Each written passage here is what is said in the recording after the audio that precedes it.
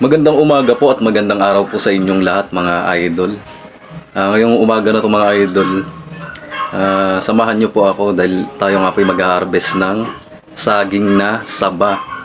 Andun po sa likod, bali pupuntahan po ulit natin dun sa aming likod bahay. Kaya naman mga idol, samahan nyo ako at harvestin natin yung saging na saba. Ayun. Mga idol, punta tayo dun sa likod. At tayo yung mag-harvest ng saging na saba. Sa Visayas naman ang tawag nila sa saging na saba mga idol ay kardaba. Kardaba banana. Pero dito sa atin sa Luzon, saba ang tawag natin sa saging na. Ayun mga idol, makikita nyo, ayun, nasa likod natin. Ayun mga idol, ayun. Ito meron tayong itak, sundang mga idol. Ito yung gagamitin natin pang tiba ng saging sa puno ng saging. Ayun mga idol, harvestin na natin. Ayun mga idol, nga pala, itong saging na saba na to, tatlong buwig na halos magkakasabay lang silang magkakasabay silang nagpuso, sabay-sabay silang nagbunga yung tatlong puno ng saging. Yung isa na harvest na namin nung nakaraang mga buwan dahil na gawa kasi nung natumba nung bumagyo, na bakli yung niya, puno niya dahil sobrang lakas nga ng hangin at ulan. Ay hindi kinaya, tapos mabigat din yung bunga. Kaya ayun, nauna naming hinarvest nung nakaraan. Ngayon naman harvestin natin yung isa. Dalawa kasi mga idol. Ayun, tsaka ito halos magkatabi lang. Harvestin natin ngayon yung isang buwig. Ayun mga idol. Tapos yung isa ititira muna natin mga idol, kasi hindi naman natin mauubos yung isang buwig agad-agad, para kahit papano mas gumulang pa siya para sa susunod meron pa tayong makaharvest na saba o yung saging nga. And mga idol, harvestin na natin. Pero bago ang lahat mga idol, magtatanggal muna ako ng damit kasi pag lagi akong nag-harvest ng saging, hindi na iwasang damit ko laging na mamantsahan o natutuluan ng dagta ng saging. Sayang naman yung mga damit ko idol, lagi na lang may mantsa o yung dagta nga ng saging. Ngayon mga idol, bago tayo magtiba ng saging, ayun sayang naman kasing damit natin mga idol kung mamamantsahan lang na naman, natutuluan na naman ang dagta ng saging. Hindi pa naman natatanggal kasi malagkit. Ayan mga idol, ayun yung saging sa likod mga idol. Dalawang puno yan, dalawang buwig. Ayun po, harvestin na po natin.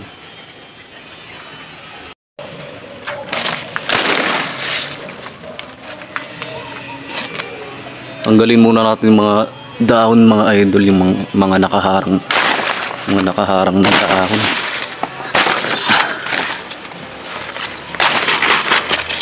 Medyo mapurol tong itak natin mga idol kasi hindi ko pa nahahasa.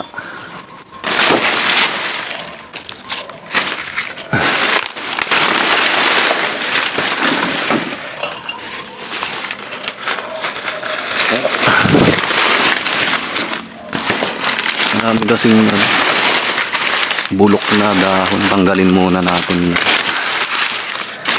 nang hindi makasagabal sa pagtiba o pagputol natin ng puno ng saging.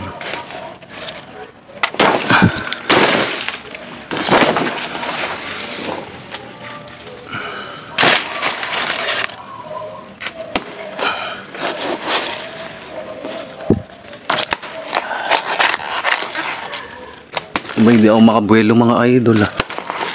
Masikip kasi may nakaharang ito. May nakaharang na maliit, tapos meron din dito. Kumbaga pinagitnaan siya. Kaya hindi ako makabuelo ng pag itak dito sa puno ng saging.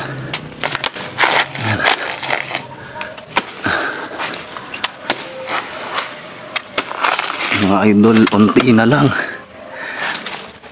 Mukhang babagsak na siya mga idol. Oops, ya.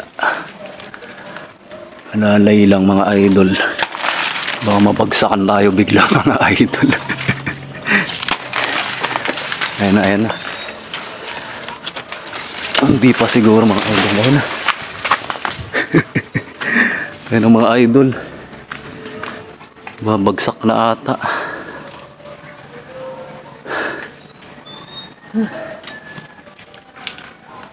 Ayan, abangan natin mga idol. Unti-unti siyang bumababa. Oops. Yung bigat niya unti-unting nadadala mga idol pababa. O ayan, ayan. Abangan nating mahulog o bumagsak.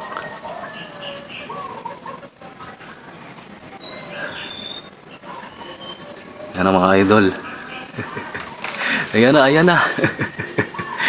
Babagsak na ang saging mga idol. Ang saging na saba. Ayan.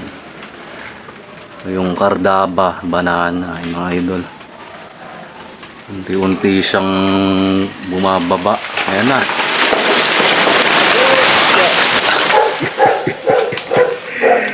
Ay mga idol, dali.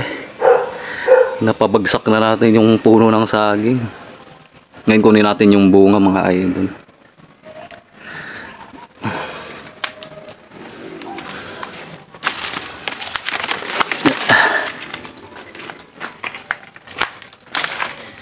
Ito na mga idol ang saging na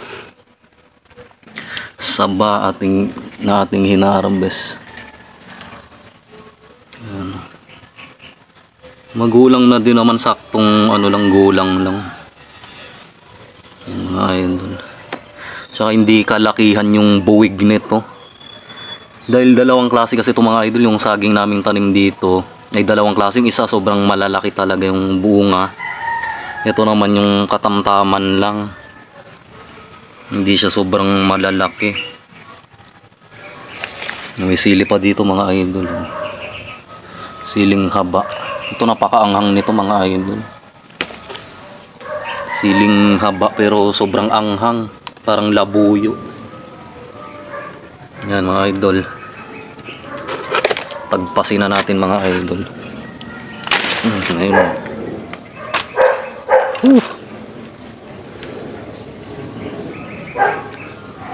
Harvesting. Ayan.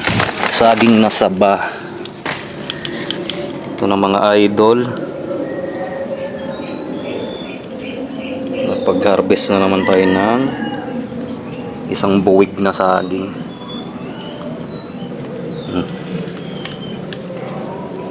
Yung mga idol.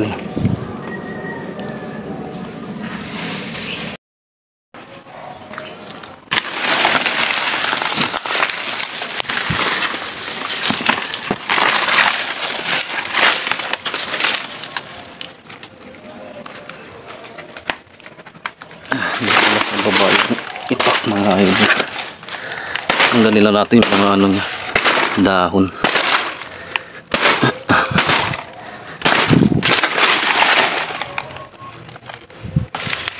Uy.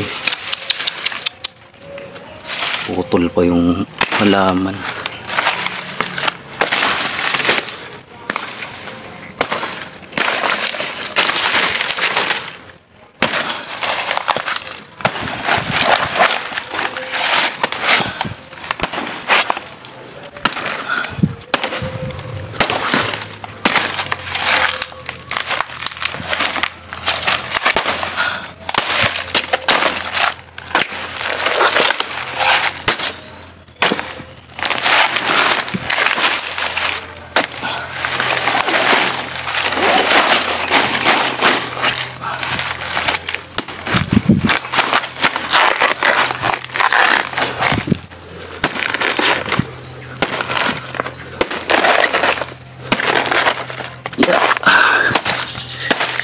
Yan, okay na muna yung mga idol.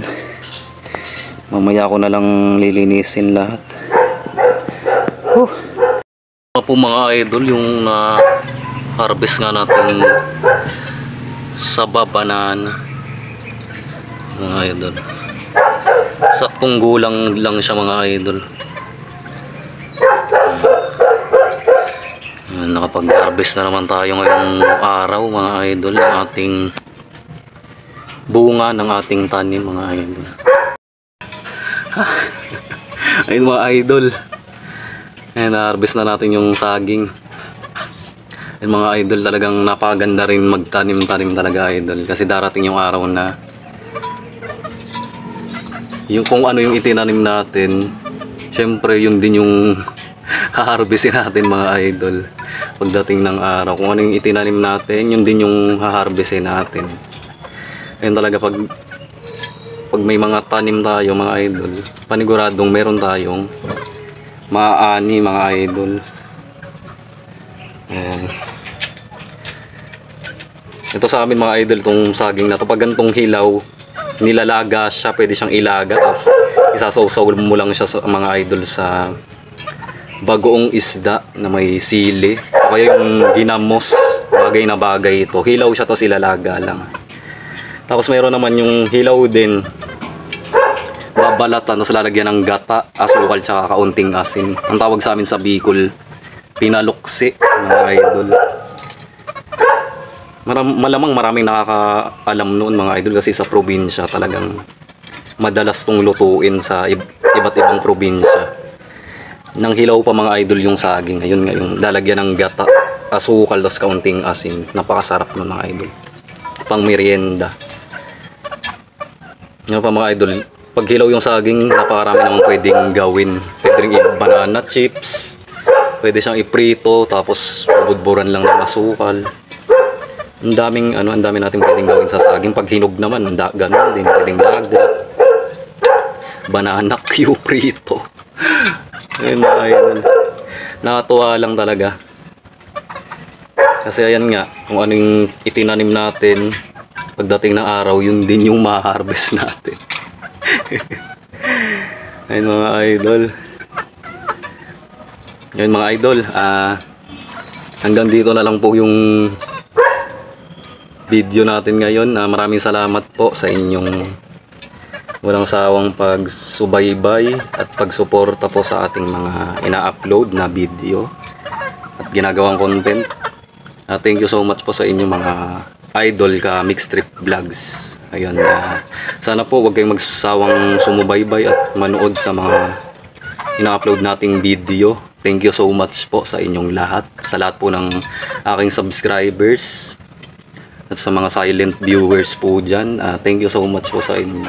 Please paki-like naman po itong video natin ngayon kung nagustuhan nyo po ang ating pag-harvest ng saging na saba. Ayun po mga idol, maraming salamat po sa inyong lahat. Kita-kits po ulit sa susunod na video. Ayan, maraming salamat po. Thank you so much po sa inyong lahat. Bye.